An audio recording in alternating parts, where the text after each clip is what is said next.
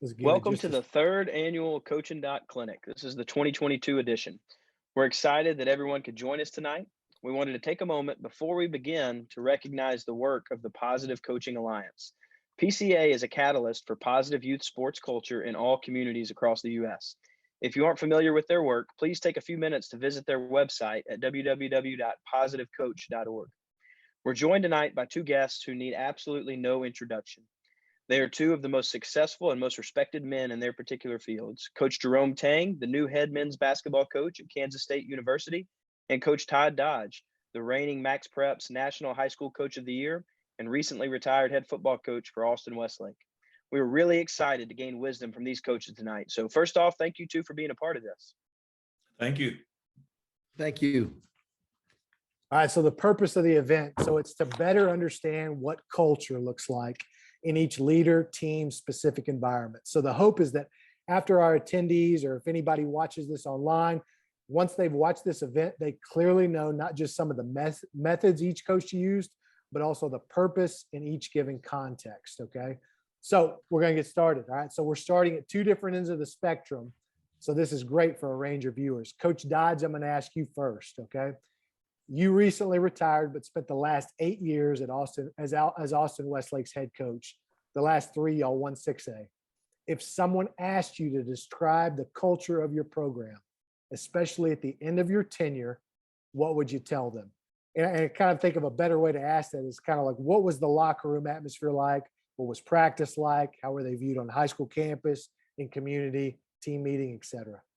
Well, I like the last part of that question, how you clarified it, because we had to, as a coaching staff, probably in the last 5 years, that word culture is used so much in sports, and it's very, very important. But we had to kind of say, what exactly is what are we talking about when we say culture? And one of my young coaches said, Coach, it's just what we do. It's what we do on a day-to-day basis, and it's what everybody does. So from a standpoint of locker room, our locker room was one that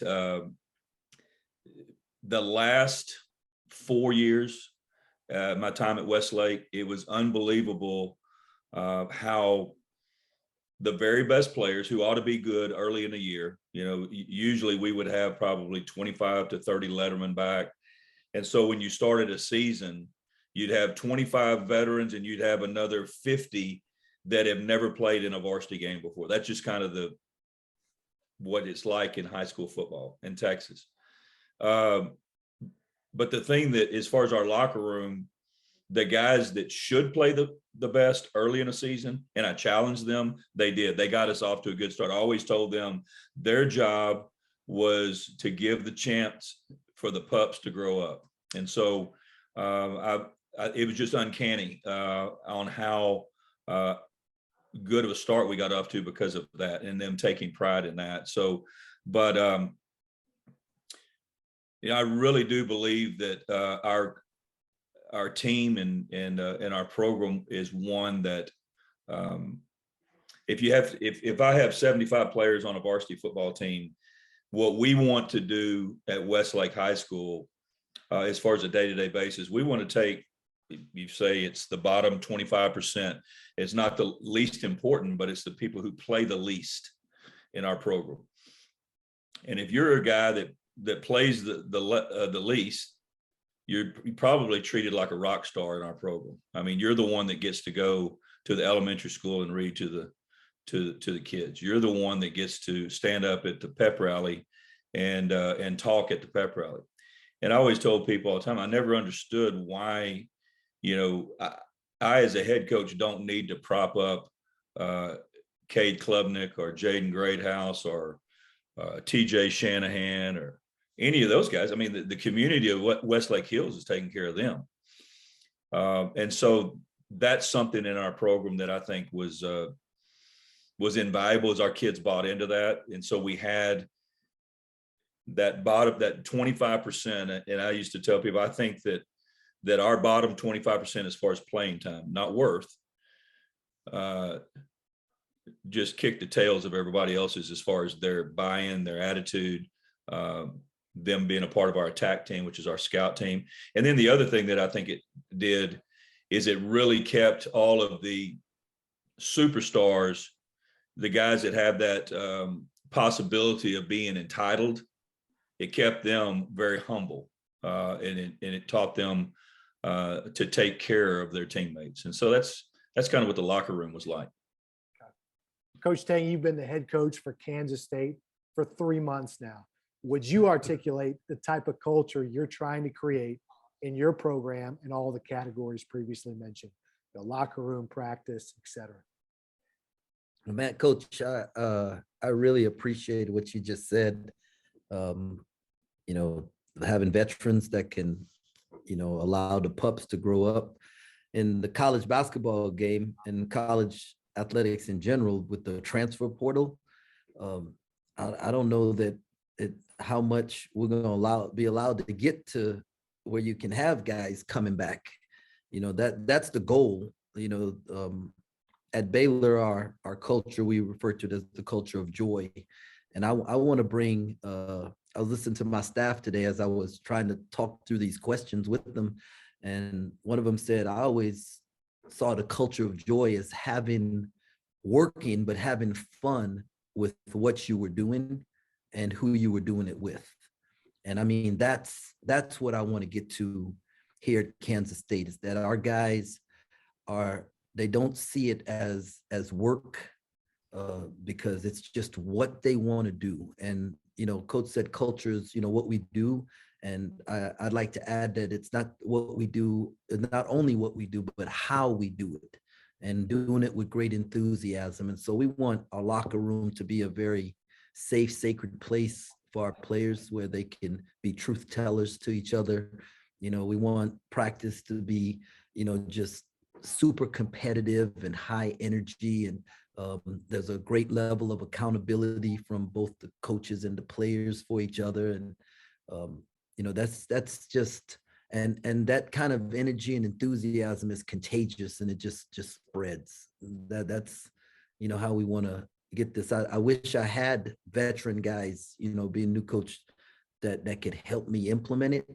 What I'm hoping is that the guys who have been in college basketball, the older players that I've inherited or that I bring in, that they really embrace it and see what we do and how we do things being a little bit different than where they were at before.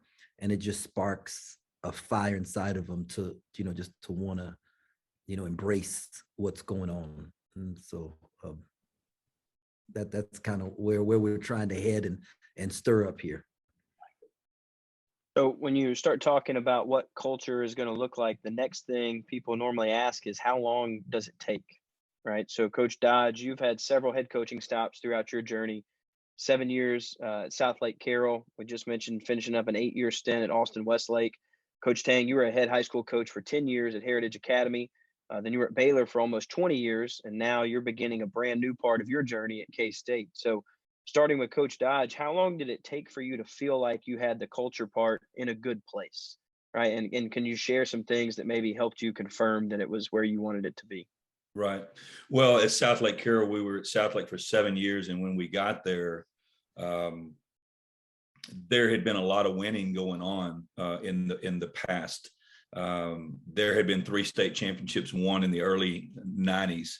There had not been one in a while. But the first 2 years that my staff and I were there, we were 4A, which was the second highest classification.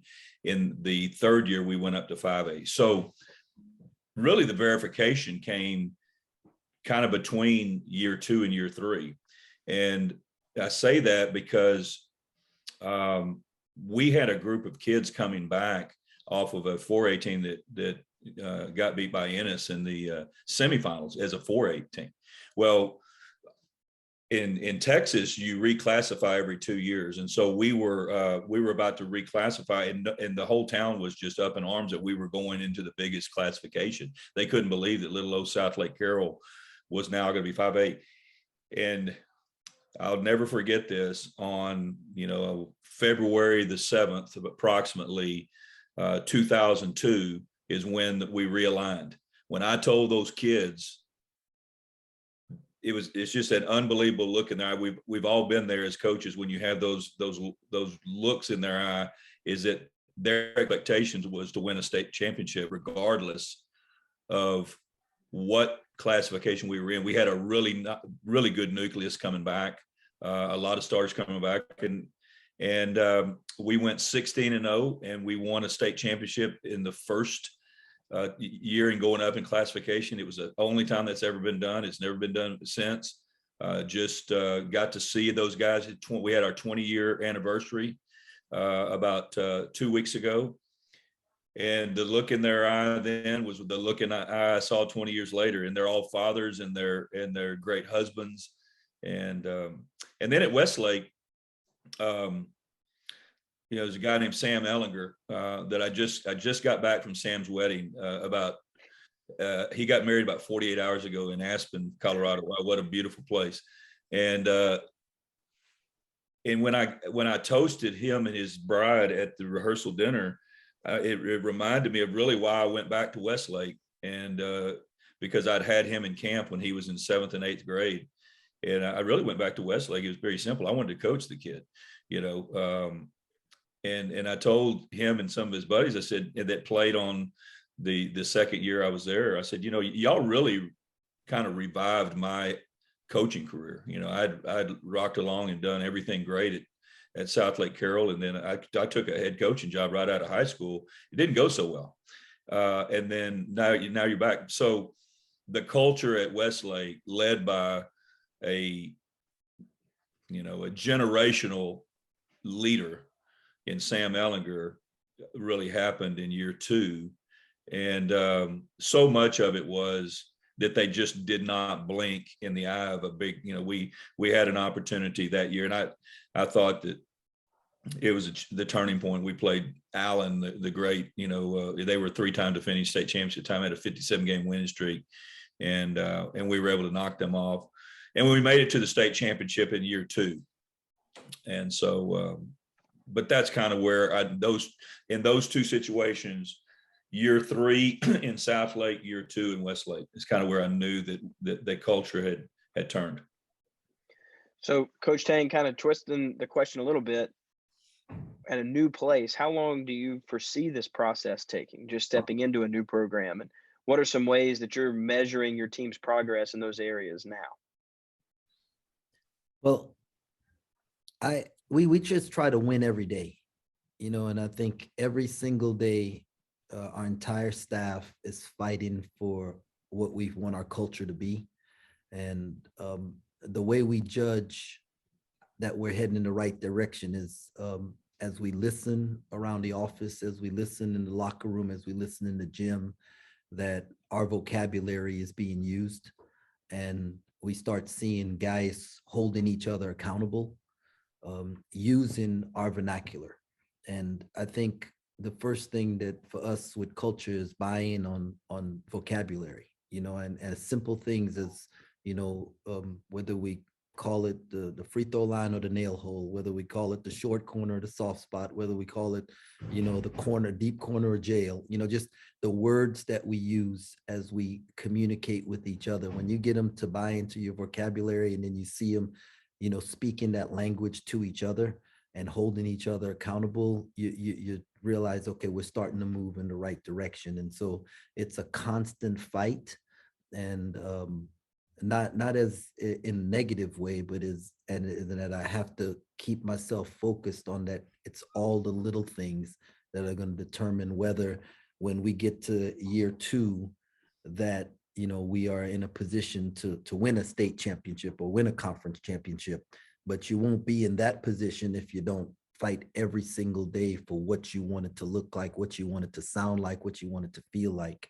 And that's on the floor, in the office, in the locker room, in the community, on campus. So I think this is a cool question because you're both program building leaders, and you've both done it in college and high school. So I'm going to start with Coach Tang on this one. You're building a championship level program right now at Kansas State. And there are a lot of people who know you and love you that will always first associate you with Baylor. where you built a D1 national championship program. Knowing you, you were very selective about only leaving for the right opportunity. So for those watching, what advice would you give to coaches and leaders who are watching this and have aspirations of leading something remarkable? What things do they need to look for? What questions do they need to ask when investigating an opportunity? And in other words, what convinced you that Kansas State was the right opportunity for you and your family? Man, that is a great question. And I wish I had a very complicated answer and like some systematic breakdown for this. But the truth is, you know, I've led my life in a way that I allow the Lord to lead me. And scripture is very clear that the steps of a righteous man are ordered of the Lord. And God was very gracious to me in that he allowed the places that he didn't want me to go to tell me no. He didn't leave it up to me to be smart enough to say no to it. And then where he wanted me, when he wanted me to move and where he wanted me to go, he allowed that person, Gene Taylor here at Kansas State, to tell me yes. Along the way, there were certain things that I was hoping a program would have that it was the place that I would go to. And one of that is a history of past success. I think a predictor of what can happen in the future is what's happened in the past. And like Coach said, he went to South Lake Carroll and they had success in the past. And then there was a lull for whatever reason. But so he knew they could be successful there, especially if the guys would buy in. I believe the same thing here. K-State, you know, they've gone to Final Fours. They've won 2 Big 12 championships in the last 10 years. And there's only 2 other programs in the Big 12 that's done that. And that's the school up the road and Baylor. You know, so so there are only 3 schools in the Big 12 that have, you know, done that, and they've done it here. And so it's a predictor that it can happen in the future. And there's a passionate fan base here. And for me, you know, recruiting is so important at this level that one of the things, the kids want to play in front of fans.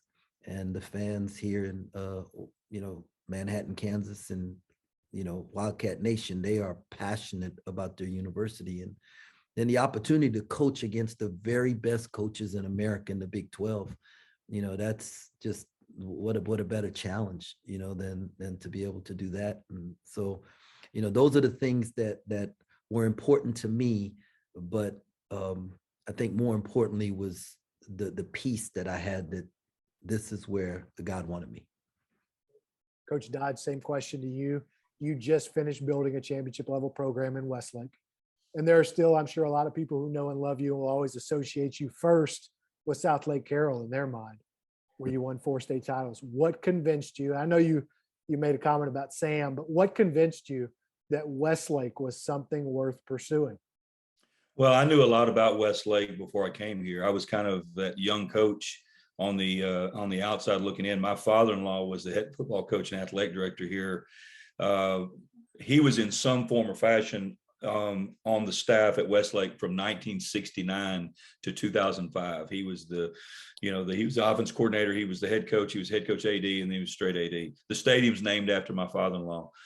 So I had a little bit of when I said earlier I was coming home, my wife grew up here in Westlake Hills. But when I got back here, the one thing that I wanted to do is there are only 16 high schools in the entire state of Texas. And it's really kind of hard to believe, even when I say this, that still they are a 1 high school district and they are a 6A school. You know, that so many of them are splitting off. And so that was one that when I was at South Lake Carroll, we had that situation. So at Westlake, you have 1 high school, you have 2 middle schools, you have about 8 elementary schools, but everybody is funneling in the same direction. And so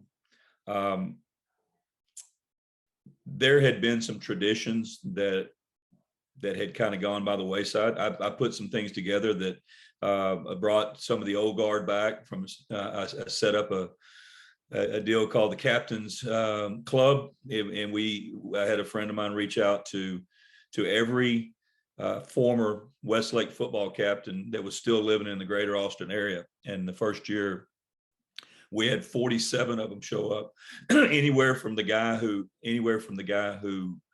scored the first touchdown in the history of Westlake in 1969 2 guys that had just played the year before. So after 8 years, we would meet twice a year. And I'd chop it up with them. But that first time I said, what has happened? What has gone by the wayside that y'all can see that needs to come back? And, and there were some things that came back, it's crazy little things, that are important to certain people. One of them goes, this is like a 50-year-old man. And he goes, "Coach, whatever happened to the stripes on the pants?" And I go, "Hell, I don't know." I said, in the locker, in the equipment room right now, there's no stripes on. He goes, "That's what I'm talking about. What happened to the stripes?" I go, "Y'all like," and they all, you got young guys, you got old guys, and everybody wanted the stripes back on the pants. So guess what?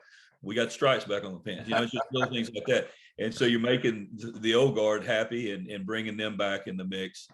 And we started a deal. I tried to do some really old school stuff in a metropolitan area or in Austin. Westlake Hills is its own little place, but it sits about 4 miles, north of downtown Austin or west of downtown Austin. But we did a deal called the Quarterback Club, and it was a 7:30 morning meeting with the community, and really the only thing that was a deal is you couldn't have a kid in the program. You had to, if you love Westlake football, you could come and chop it up with us, and we did stuff like that. We started a spirit line, and we did some stuff that was being done in little 2A and 3A schools. And it was a lot of fun, and the community bought into it, especially the kids bought into it. So let's talk about hiring a staff. Coach Tang, you just hired a staff, and it's a group of men and women that are from all across the country. So how did you go about putting just the right group together, and what kinds of traits and values were you looking for in your staff? Well, I knew that I wanted really great men, first of all, just solid family guys who cared about the right things, that we have the same values and same beliefs. I wanted the guys who I didn't mind losing with, right? That, because you can win with anybody. You want guys who, when things aren't going well, you don't mind being that foxhole with them. And I wanted a well-rounded guys who they loved basketball, they loved young men and pouring into them. They were really good communicators and connectors. And it just so happened that, 3 or 4 of the guys that I either mentored or mentored me happened to be available at the right time. And I'm just talking about God's timing, to get Uric Malagy from the University of Texas, and Jareem Dowling from North Texas. And Jareem and I coached the U.S. Virgin Islands team for 14 years together. And I actually performed his wedding. I was at Uric's baptism, at his wedding and at his baptism, and at his father's funeral, and Kevin Sutton, I've known for years. We worked 5-star camp together out in the hot sun in Virginia. And so Marco Bourne, everything I know about Louisiana, I learned from Marco Bourne. And all these guys are winners. Every program they've been at had won, and they understand winning at a high level. And so, I think winning is contagious. I think guys who have won have a standard that they're not willing to let down. And, being blessed to be with Scott and win a national championship, when you talk about winning, it's a little bit different. It's not going to the Sweet 16. It's not even going to a Final Four. It's about watching the confetti fall from the ceilings and climbing the ladders and cutting the nets, and coach will tell you, when you win a state championship, winning a district and going 3 rounds in the playoffs, it's just not the same. It's just not what your focus is when you start the season. What I love about these men is that our very first meeting, we're talking about how do you win the last game, and because we have that mindset, I know what's going to happen. Awesome. So Coach Dodge, same question for you. When you went to Westlake 8 years ago, how did you go about putting your staff together? What kinds of traits and values were you looking for in a staff? Well, first of all, I was told a long time ago in the world of football, when you're a head coach and you're hiring a staff, the 2 most important guys on your staff is your offensive line coach and your secondary coach. And I've always believed that. And I still today would give that advice to a lot of people. Tony Salazar came with me from Marble Falls. Brandon Murdoch had been my offensive line coach for the last 10 years. I coached him at South Lake Carroll. So as far as knowing the men that I was bringing with me, with those two, Kirk Rogers had been with me at South Lake Carroll. He was coming back with me. He was the wide receiver coach.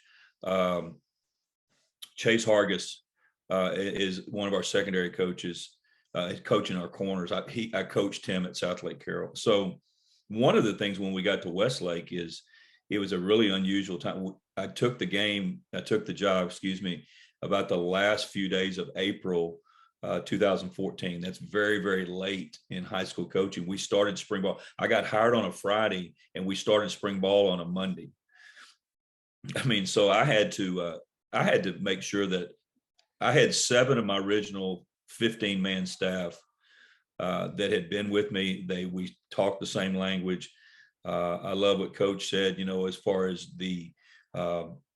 as far as your vocabulary, and that's so true. And we've been working on that for 8 years, is to making sure that we're talking the same way. We're not confusing each other. And that helped out a lot on the front end, as I had so many guys that had been with me, not only as they coached with me, but some of them had played on teams that I've been on and seen championships won and seen the play. So we didn't really have a whole lot of time. I didn't have a whole lot of time to be teaching a whole new staff on what my culture or what our culture was going to look like. Those guys helped tremendously. And as it ended, when I retired 3 or 4 months ago, Tony Salazar, he took over, and I think that's probably as big a testament to our culture and everything as anything, is that we won enough games together because of a bunch of really good kids, hardworking kids, a bunch of hardworking assistant coaches that our superintendent didn't have to go look anywhere else. Excuse me. And so that staff that's been together for 8 years, they're still together. And that's probably one of the things I'm most proud of. That's awesome. This next question, you've answered a little bit, but I'm going to give you a chance if there's anything you want to add to it. Context plays a big part in how you sell a program and galvanize support. And so even looking at prior programs that y'all have led, South Lake Carroll and Baylor are very distinct places. So Coach Dodge, to lead off with you on this, and you've mentioned some of these, but how did you go about also trying to capitalize on the strengths of Austin Westlake's identity and history in shaping your own program? Once again, I was going to a place that had experienced a lot of success. Ron Schrader, one of the former head coaches, he won 187 games at Austin Westlake. There had been a lot of winning going on. Just had not won the big one, and there were people fiending for it, and I told them all along, I said, we know how to get there, but one of the things that we're going to have to do is I think it's crazy. And as I've reflected on the last 3 or 4 years of my time here at Westlake, is sometimes having that other team where the old thing, iron sharpens iron, or whatever that is. Team called Lake Travis right here in the Austin area. And Lake Travis, when I got here, Lake Travis was the creme de la creme. Now, I mean, they were it in the greater Austin area and in the state of Texas. And I'm gonna tell you right now, I tried to take advantage of that by, and when I got here, our community was out of their mind over this so-called rivalry. And really, there really wasn't much of a rivalry because Westlake wasn't winning a whole lot of games. But I thought that was going to be a catalyst for us getting to a point. You never think of three-peats and all that, but I guarantee you this, Hank Carter, his staff, his kids, their community, I think we made them better along the way. And I know they made us better, but because sometimes you got to have that other team, you got to grind and you got to get your tail whipped by them. And then you got to come back and to to ultimately, and we knew if we could get to where we could beat them, then we could win state championships. Coach Tang, same question to you, except in the present tense.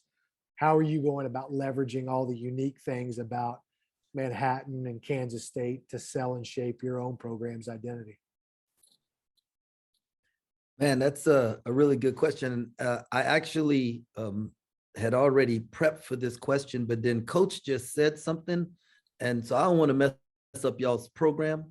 But Coach, how did you? I know I'm supposed to in a little while get a chance to ask him a question, but I need this. So how did you? What were some of the things you did to take advantage of that other team that's really good, that's right down the road, that's had a lot of success, and it hasn't really been a rivalry, Right. you know, Well, even though the fans think it is. right. What were the things that you did? Well, I'll tell you, it's really crazy, Coach. And I threw a wet blanket on the rivalry is what I did, as I downplayed it big time. And Okay. behind the scenes, now our kids are grinding, but our community was out of their mind with and that was feeding over to our kids. I mean, I was watching us go up against Lake Travis. We played Lake Travis in 2015. We got beat by North Shore in the Division I state championship in overtime. They played Katy in the other division. That's two teams from the same district made it to a state championship. When we played them in the regular season, we couldn't get out of our own way. I'm talking about great players, guys that are. I've got three of those guys that are in the NFL right now, and they all three played not very good that day. And we're kind of puckered, to be honest with you. And so I had to kind of put a wet blanket on that whole deal. People would always talk about, hey, we need to move this game to DKR to Memorial Stadium. I said, well, why would we move it to Memorial Stadium? I said, we haven't even filled up, Chaparral Stadium or Cavalier Stadium yet, which we had. But I was trying to do everything I could just to calm everything down until we got to where we finally beat them. And then we started revving it back up and the confidence level came, that kind of deal. But that's kind of what it was really uncanny to me. And I used to tell people, they go, well, Westlake and Lake Travis that's one of the great rivalries. And I said, no, it's not. I said, well, if you want to see a great rivalry, go down to Cameron, watch Cameron play Rockdale in 3A football, and they got the Battle of the Bell and and they're, just anything I could do to kind of put the fire out, and so we could come back and get ourselves together. That's kind of how it was with that one. But they were the catalyst that we were chasing there to get to where we wanted to go. Now, in like behind closed doors, was it talked about with you guys? Oh yeah, with players. Yeah. The one thing I just had to get our players to where they listen to the field house more than they listen to social media and moms and dads and everything else. And I was very, very honest with our players and would tell them exactly what I was doing, to be honest with you. And would tell them, not that, before we can start doing that, this is what we've got to do. We got to win these games and this game and that round of the playoffs and so forth and so on. But it was one of those deals that I had a quarterback. It's interesting. This place has had Drew Brees. It's had Nick Foles. It's had Sam Ellinger. It's had Cade Klubnik, who is he's at Clemson now. And people always say, well, who was the winningest quarterback in the history of Westlake High School? And they also those names. And you'll go, no. There was a little old redhead, about 5'10", 160 pounds, named Taylor Anderson. And he's just a student at Texas A&M right now. He's the one, as far as a leader and just a little baller, that will always be remembered in Westlake, is getting Westlake over there, because in his time at Westlake, he never got beat by Lake Travis. And he was the one who just finally goes, hey, I don't care. Let's just go ball out, and he did. And that boy, I give him a lot of credit, him and those teams that he played on in 17 and 18, where we finally got over the edge. And I promise you now, though, it is now a full-on rivalry where every time the two teams play, it'll probably be within a touchdown, Wow. Well, Coach, thank you for that. Now, Absolutely. we have a rabid fan base here in Manhattan. And I mean, the trash cans are purple. The salt that they put on the road when it ices is purple. Okay. I mean, they love this university. And so, um, and then it's a great college town. And so you get a different experience. So to me, I've got to find people that fit this niche and want to be in an environment where there's not a lot of distractions. It's, academics, the gym to get better. And then, on game nights, there's going to be 13,500 and they are going to be mad. And you can see I mean, this was one of the scariest places. As an assistant, the warm-ups were crazy. Those kids, I told them I need them to be as crazy on the opponents as they were on me when I was warming up the Baylor teams here. And so that's the thing that we are really trying to capitalize on. And the fact that we've had success in the past, but like Coach said it, the fans want to win the big one, and so that's the job. So both of you have been assistants and you've both been head coaches. So can you talk about how you went about building relationships with players from each platform? So Coach Tang, can we start with you? Can you talk about building relationships as a head coach now compared to when you were at Baylor as an assistant coach? Yeah, well, I think right now I'm probably still in the same mode. At Baylor, I got to build relationships with kids through the recruiting process. And then when they got to Baylor, I'm a big breakfast guy. So I would take them out individually to breakfast and we just talk life. And that relationship and bond that we built through that process allowed me to hold them accountable at practice and be very demanding on them at practice because they understood that the love that I had for them because it was paid in time before that. So some of the guys we're recruiting now, I recruited for a while as an assistant.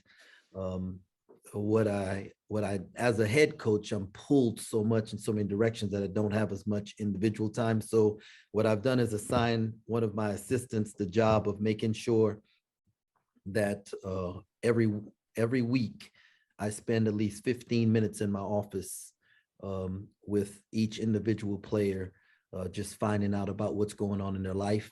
And I actually have folders and blank pages in there. And I apologize to the kid ahead of time if it's something I should have known, or I should know, but I have so many things coming at me that it's hard to remember everything. So I'm actually taking notes as I'm talking to them. And I'm going to use that process to try and, just find out what's going on in their life away from basketball and just be real intentional about that. So Coach Dodge, what about you? Just the differences as an assistant coach and a head coach in building relationships with players. When I was an assistant coach, as I remember back on it, it probably went all the way back to growing up in Port Arthur, my hometown, is that's the reason that I went into coaching. And so when I was an assistant coach, it came natural for me. I always coached the quarterbacks and wide receivers. So obviously that was my room forever as assistant. But naturally, I was always trying to get around other groups of kids because that's the way it was for me when I was growing up. Is I had a tremendous relationship when I was in high school with the defensive backs coach. I never played it down at defense, ever, but he and I had a great relationship, and he took that, and then, and so as the years went on, and I reflect back on my time as assistant coach. I've got guys now that are in their late 40s, early 50s, and that we still keep in touch. And probably there's more of them that I didn't coach that I keep in touch with. Now, when I became a head coach, it had to be intentional because, whether my first head coaching job was at a 3A school, that was easier. But when you get, we carry 80 kids on a varsity football team every year, and you've got to make sure. And I always had to make sure that I intentionally made time for our defense, for our defensive players. I had to get around them. I had to make that, and because offensively, I was a head coach that had a defense coordinator that completely turned it over to. So I had to make sure I got around those kids, and we did. And like Coach said, it's a little thing. It's take them breakfast, get some pizzas at lunch, and not watch video, just hang out. Our that attack team that I was talking to earlier, I take that whole group, our blue bunch that was, our scout team defense, and, take them to eat pizza. But, as a coach, and now as a head coach, you really do have to be very intentional about what you're doing. And I think Coach brought up a great point. I think that's a great point to give to all coaches is put somebody in charge. When you're a head coach, put somebody else in charge. It could be your administrative assistant. It could be another assistant on the team. Is make sure that he's holding the head coach accountable for having relationships outside just the ones that he touches on a day-to-day basis naturally.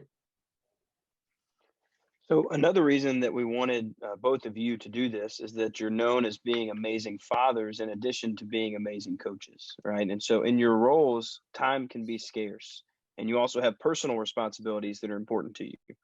So if time is so scarce, what are some non-negotiables or some disciplines that you have to protect your time and to protect relationships and family time that are extremely important to you?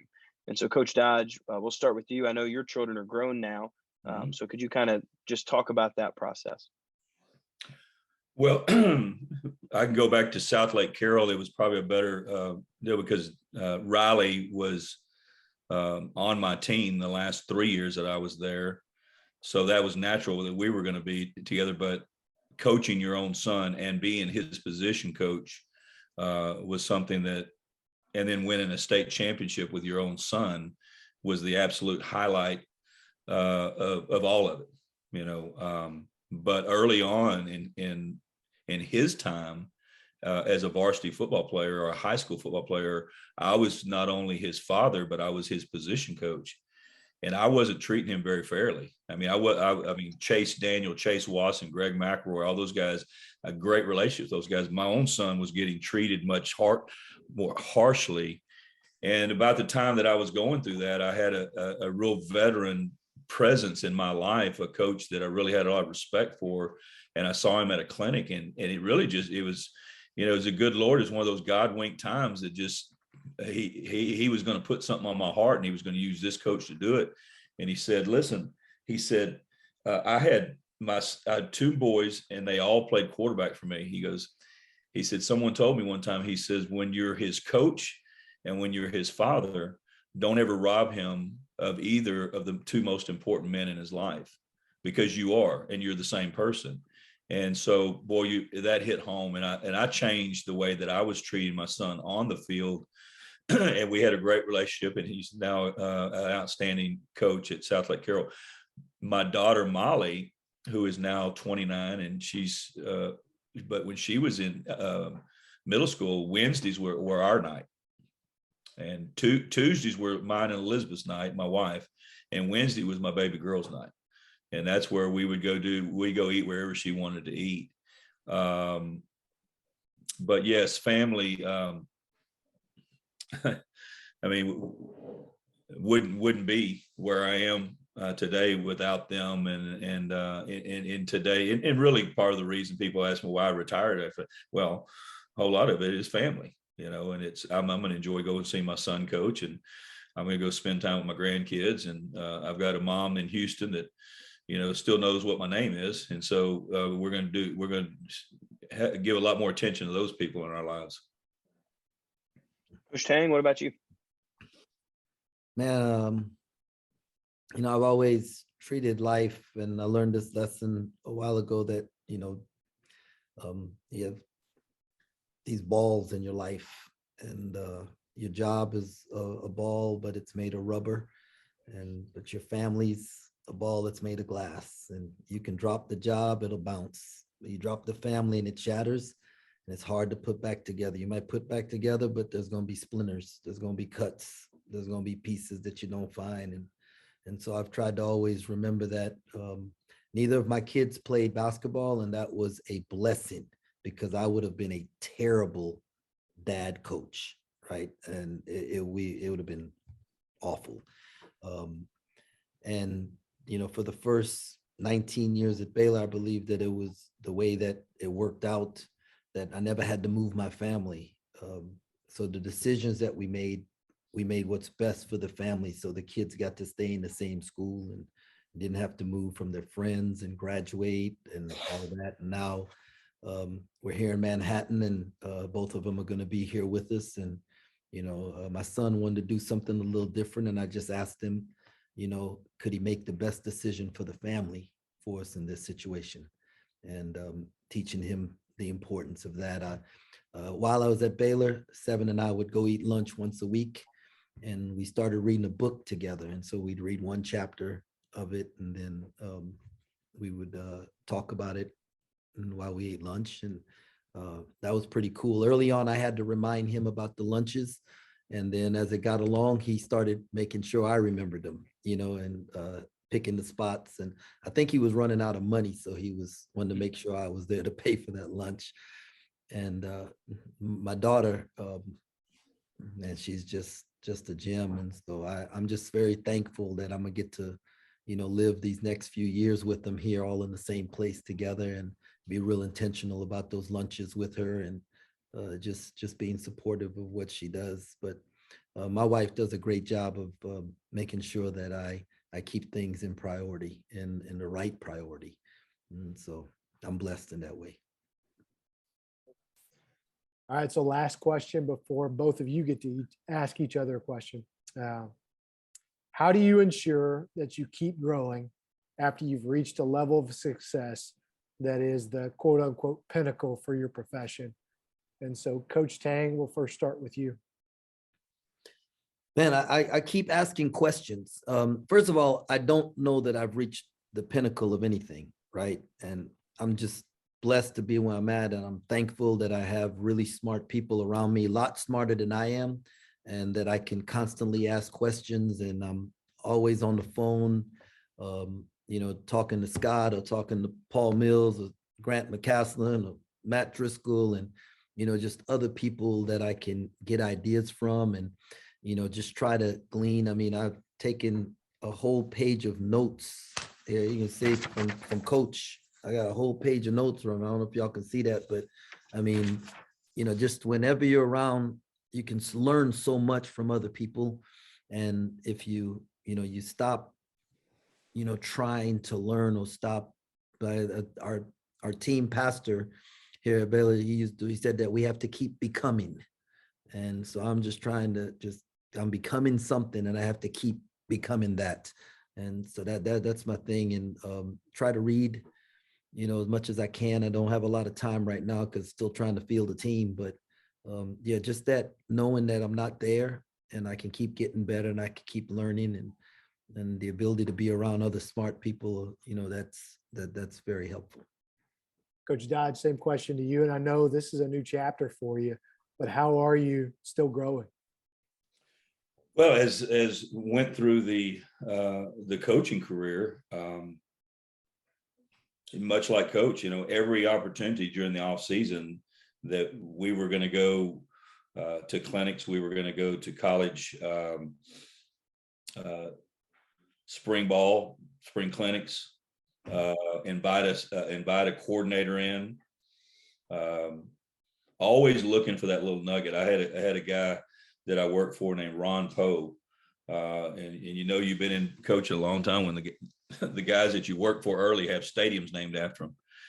And he used to tell us, he would always, the professional development was always very big to him. And he would always put us in a situation as young coaches, but he'd always tell us, listen, we're not going to the Glazier Clinic to reinvent the wheel. It's your job is to pick out that one little nugget that you're going to be able to take back to our kids and make that, though, three of those kids, one of those kids, a better football player, you know, and that always stuck home with me. So as I was looking for that, and just notebook after notebook of notes at different places. And I can just, as the years went on, I look at I look at us offensively at the end of the career and where we were like at the beginning of the run at South Lake Carroll, and probably about 65% of it is spot on the same, and about the other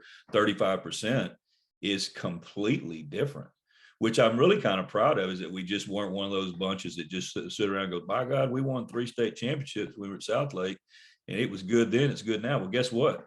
There's people playing defense that are catching up to you,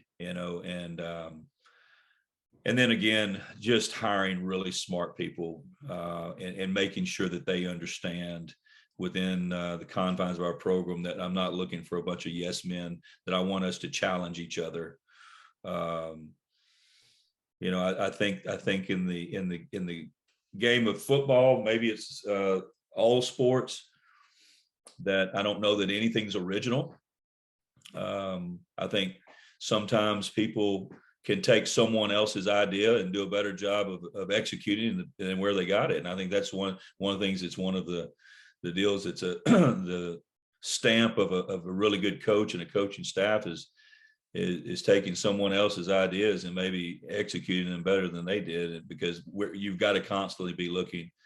And as I enter my retirement, I'm going to try to be the best pawpaw that I can be, and I'm going to try to be the best.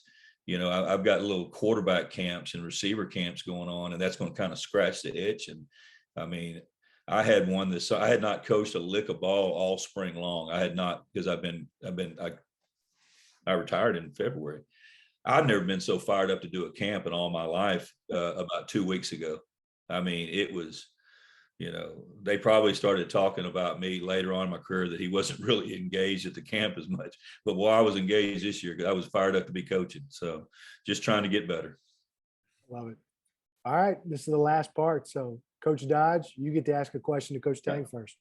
Well, I 12, 15 years ago, I was taking a Division I head football job. And I wanted to ask you, Coach, as you go in to Kansas State, and there's that fringe group of people that are around your team. It's the sports information director, it's academics, it's the weight room. I want to know how you, as you got the new job, how you went about selling your message and your culture to those people, because I can tell you, that's one of the things as I look back on when I went into it, I did a really poor job. And I just kind of wanted to hear what you had to say about that. Well, I knew, having been at Baylor, I knew that my most important hire was going to be my strength coach. Charlie Melton spent more time with our guys than anybody else, and did an unbelievable job with not just their bodies, but their minds. And his relationship with Scott, and knowing when Scott was going to do too much at practice and he had to back off of it. I mean, there was such a synergy there. Right. And so that was something that I had spent years researching and talking and developing relationships so I could hire the right person, so that the person who spent the most time with our guys would match and fit my culture and what I wanted, and we could communicate. I spoke to the academic advisor, the trainer, and probably every GA that was already on staff individually before I showed up on campus, and just asked questions about each guy that was on the roster, so that I could get their mindset on whether they were a positive person, whether they were a negative person, and just really, kind of get a feel for who they were, so I knew how to best deliver the message to them on what I wanted done. And what I found out was that they were all right on point, because every single one of them said exactly the same thing about each player, and which let me know that, I understood what the issue was coming in. Right. And so I could address that issue right away. And it was the roster, and it wasn't the people on the outside. But then you run into this, well, we haven't ever done it that way. Right. And trying to get, without being a bully or being misunderstood, trying to get them to see that it can be done differently, and that has taken and will take a little more massaging. But the good thing is that they got really good people here, and so and we recognize that those areas need to be addressed, and so it's a constant. Like I said, with the culture thing, it's every day. Right. It's every day. And I gave you just a quick example of guys would be late to study hall, and the academic advisor, very nice lady, didn't want to get the guys in trouble, right? But we had to explain to her that our expectation is that they are on time, and this is our definition of on time, and our definition is early is on time is late, late is unacceptable. And if you don't help us hold them accountable to it early, then that's when we run into a problem. And once she grasped that, knew we had her back, and we didn't care how the guys felt, because once they started showing up on time, they would feel better about themselves and all of that. She bought into it. And so yeah, you're absolutely right. There's a bunch of areas around that you have. It's not just your players and your staff, but it's everybody around that has to be speaking your language and understanding your terminology and the culture that you want. And yeah, it's been real intentional, but it's a process. Yeah. Thank you. Coach Tang. All right, Coach Tang. Yeah, your turn. Okay, well, I asked my first question. Actually, I got to switch my question. And so I'm gonna ask you, and I think you might have just started the question for me already, Coach, but as a first-year head college coach, what advice would you have for me? That would be, and I get asked that, I would do a much better job. If I look back 12 years ago, is I was so excited about getting my team with me. I got hired on the last few days of December, and we were in a dead period. The kids were off on vacation. I mean, they're off on Christmas vacation. I didn't get to see them as a team until about 3 weeks. They'd stop in and see me during the holiday, but I was so excited about getting them together and us starting to build our team that I bypassed. And so I always tell people from that standpoint, find out real quickly who you're going to be able to hire and who is going to be retained. And to me, whether it's someone in academics, whether it's someone in the training room, or whether it's whoever it is, or even in my high school career coaching, if I'm going to retain a coach, I always tell them, once I've retained you, I hired you. I had the choice not to. You're mine. And I always wanted to find out, and I would always think it was important to find out from the higher ups, the athletic director, the administration, whoever it was. All right, let's talk about this. I'd like to do this, but I understand I might not be able to just completely, wipe everything clean and bring in everybody that's mine, which that's not necessarily realistic. Some places maybe it is, but I would have done a much better job of embracing those people, on talking with them about philosophies and culture, and done just as good a job with them as I did with, because they are, I mean, the strength coach, the academics, sports information, the training room. I mean, those guys are spending so much time with your players. If you're not careful, they're speaking one language and they don't really know you as you. And it's my job as a head coach to get to know them. It's not their job to get to know me. I've got to make sure, because hell, they got a job. Maybe they've been told they've got a job and they're staying.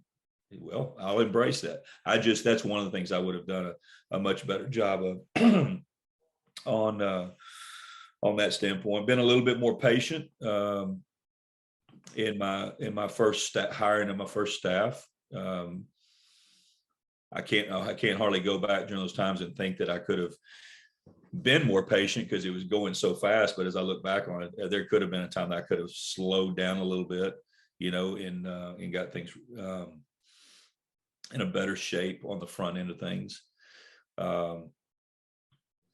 But those are the biggest things right there. The players during that time. I mean, one of the things that I'm so proud of when I was at North Texas, the 3.5, 4 years that I was there, there's probably 15 of those kids that are Texas high school football coaches right now. And that wasn't necessarily just because of us. I hope we had a little bit of influence, but I get to see them a lot. And they'll make, we didn't win near enough games. And obviously when you don't, you got to go on down the road. But I think they did see some value in the time that we were there. Coach Tang did get 2 questions. So Coach Dodge, do you want a second one? Yeah, I do. I want to know about, I didn't catch the ages of your children. I want to know about your children, and I want to know about you growing up at Galena Park. Well, when I went to North Shore, we were a 5A school, but we played in the league with there was Sam Houston and Sam Rayburn and Baytown Sterling and Baytown Lee, and we were absolutely horrible at everything. Like, not good at football, not good at basketball, and it wasn't until Randy Weisinger came to North Shore High School that it changed the culture in basketball. And it wasn't till later on when Coach Amon showed up that it changed the culture in football. Right. And so those 2 guys have done an unbelievable job at, I call it North Shore University. But so it was a great thing, though. I mean, I think the formation of RAC also, that it's the Little League football. Yeah. They have there. It is like high tech, right? I mean, it's unbelievable. I think they have 7-on-7 in RAC also in the summertime. It's just unbelievable what they do down there. And so I wanted to hear about North Shore, because we have had some battles with North Shore since I've been at Westlake. And of course, I feel like we probably understand each other where we grew up. Port Arthur's only about 35, 40 miles down the road from North Shore. Yes, sir. Yes, sir. And so I have Ray and I, my wife, we've been married in August 2nd, it'll be 25 years. And we have 2 kids. My oldest son, his name is 7, and he's 21. He just finished his sophomore year at Baylor. And then my daughter, Island, is 18, and she's just graduated from high school. Yeah, how about that, Hunter? Dr. T. And she's gonna be a freshman here at K-State. And then when I was single, I adopted 2 boys, Lamar and Richard. And Lamar was the starting point guard at Oregon State for 4 years, and he's the color analyst for the Portland Trailblazers. Okay. And then Richard is, he does a little bit of everything. Him and his wife Leah live out in Vegas, and he's like an agent for doctors, and he's an entrepreneur, just is always doing something. But they're 2 terrific young men. And awesome. Beautiful family. I've been blessed. That's awesome.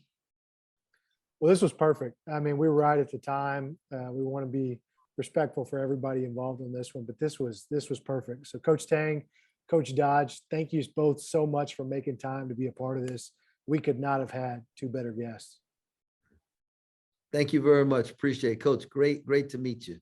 Great to meet you too, Coach. I'll be following the Wildcats for sure. Thank you so much. Thank you. Guys. Appreciate you. Yeah. Hey, thank you both so much. And again, just real quick, want to thank Positive Coaching Alliance for all they do to improve youth sports and communities across the U.S. And we'd like to direct anybody interested to please consider making a donation to PCA. That's online at positivecoach.org/donate. We also wanted to take a minute to let you know that the book that Hunter and I co-authored, titled How to Build a Thick Institution, is available online today at Amazon or any other retailers. And also be on the lookout for Hunter's new book called Draw the Line, and it's set to be officially released later this month. So Thanks again to everybody for joining tonight. Appreciate you.